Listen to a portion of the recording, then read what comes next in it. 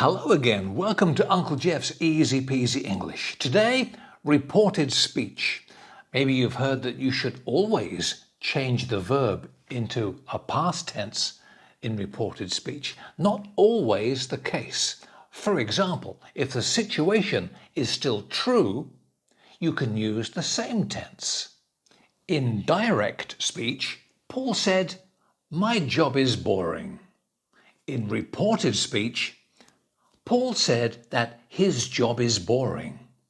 You use the same tense because the situation is still the same. The job is still boring. Another example. Direct speech.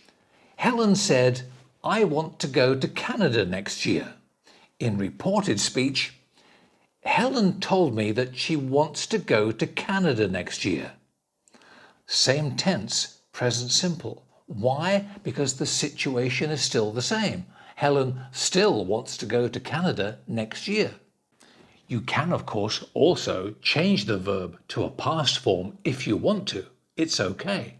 For example, Paul said that his new job was boring. Or, Helen told me that she wanted to go to Canada on holiday next year. Remember though, if the situation has changed or has finished, you must use a past form. For example, look at this sentence. Paul left the room suddenly. He said, "I have to go." That's direct speech. In reported speech, look at this one. Paul left the room suddenly. He said that he had to go. Reported speech.